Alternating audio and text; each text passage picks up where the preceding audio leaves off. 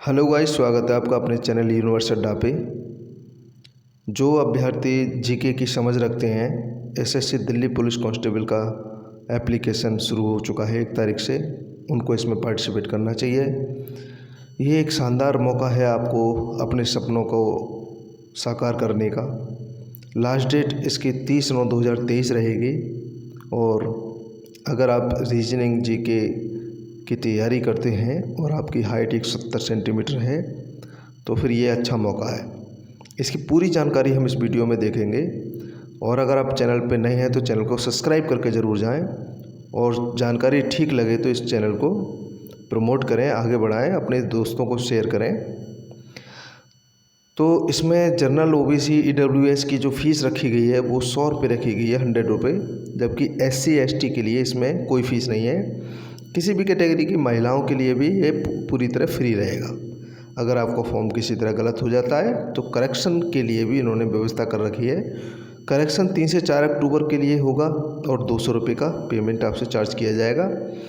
इसके अलावा अगर आप सेकंड करेक्शन करना चाहते हैं तो भी करेक्शन कर सकते हैं, लेकिन उसके लिए 500 रुपये का भारी भरकम चार्ज आपको देना होगा। इसलिए फॉर्म सोच समझ के और ठीक तरह से भरें।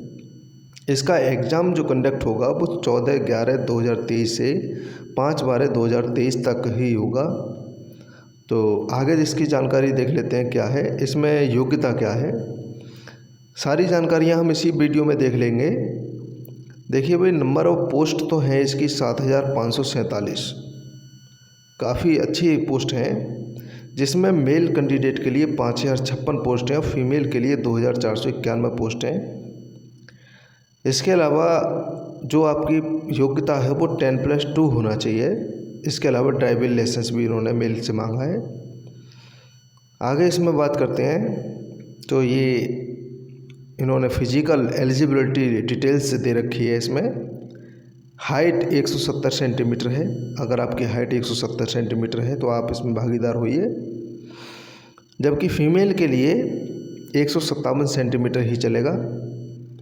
इसके अलावा चेस्ट में 81 से 85 सेंटीमीटर आपका चेस्ट होना चाहिए। महिलाओं के लिए ये नहीं पूछा जाता है। और रेस के बारे में अगर बात करें तो 1600 मीटर की रेस है भाई। 1600 मीटर की रेस 6 मिनट में आपको कंप्लीट करनी होगी। वहीं फीमेल के लिए 1600 मीटर की रेस आपको 8 मिनट में कंप्लीट करनी होगी। तो ये इनकी रेस रहेगी। इसके अलावा लॉन्ग जंप भी 14 फीट रहेगी आपकी, जबकि फ़ीमेल की 10 फीट रहेगी। और हाई जंप ऊंची कूद रहेगी आपकी 3.25 फीट की और फीमेल की रहेगी 3 फीट की। तो ये इसकी फ़िज़िकल एलिजिबिलिटी है। अब देख लेते हैं इसका जो आपका टेस्ट होगा वह कंप्यूटर बेस्ड टेस्ट होगा। 100 अंक होंगे और 100 ही क्वेश्चन होंगे। 100 क्वेश्चन किस तरह से डिवाइड होंगे उन्हें देख लेते हैं। 100 क्वेश्चन के लिए इन्होंने 4 पार्ट बनाए हैं और एक पार्ट में 50% दे दिया है और ये काफ़ी बड़ा पार्ट रहेगा। इस पे आपको तैयारी ठीक ठाक करने की ज़रूरत है। इसमें जनरल नॉलेज के सवाल पूछे जाएंगे। जनरल नॉलेज में एक तो हिस्ट्री आएगा, पॉलिटिकल साइंस यानी पॉलिटी आएगा, संविधान से संबंधित प्रश्न पूछे जाएंगे और ज्योग्राफी में जीके ज्योग्राफी आ जाएगा। और पॉलिटिकल साइंस में केवल संविधान से सवाल पूछे जाते हैं। इसके अलावा अगर बात करें इकोनॉमिक्स की तो इकोनॉमिक्स कंप्यूटर बेस्ड होता है। इसको आप थियोरिकल नहीं मतलब इस समय जो करंट अफेयर चल रहा है उसके बारे में सवाल पूछे जाते हैं। करंट अफेयर में समसामयिक मुद्दे पूछे जाते हैं, जैसे इस समय G20 चल रहा है तो इससे सवाल पूछे जाएंगे। इस तरह से ये आपका 50 अंक का होगा, 50 क्वेश्चन रहेंगे इसमें। पार्ट 2 में रीजनिंग रहेगी और रीजनिंग में 25 क्वेश्चन होंगे और 25 ही प्रश्न के हैं। तो रीजनिंग मुझे लगता है अधिकांश स्टूडेंट की तैयार होती है और ये एक ऐसा पार्ट होता है रीजनिंग का, इसको आप 1 महीने टाइम दे करके, जिनकी समझ शक्ति ठीक है, अमूर्त बुद्धि ठीक ठाक है, मतलब ठीक होने का मतलब नॉर्मल है, जो बिल्कुल वीक नहीं है, वो रीजनिंग को तैयार कर जाते हैं आराम से। और इसमें आप मान के चलिए कि 25 में से 21 से 24 तक स्टूडेंट सही कर जाते हैं। तो रीजनिंग इसमें ठीक ठाक आपका स्कोर बढ़ाने वाली है। इसके अलावा न्यूमेरिकल एबिलिटी, ये अंकगणित से सवाल पूछे जाते हैं लेकिन रीजनिंग बेस्ड होते हैं। तो 15 क्वेश्चन आएंगे इसमें, 15 ही नंबर के होंगे। अब जो लास्ट का पॉइंट है डी वाला, आप इसको बिल्कुल भी स्किप नहीं कर सकते, निश्चित रूप से ये तैयार करके ही जाना पड़ेगा। इसकी खास बात यह है कि इसमें कुछ चीज़ें खोल रखी हैं, पहले से ही ओपन कर रखी हैं कि कंप्यूटर में MS एक्सेल से सवाल पूछा ही जाएगा। ठीक, MS वर्ड से एक सवाल पूछा ही जाएगा, तो MS वर्ड MS एक्सेल दोनों को तैयार करके जाएंगे।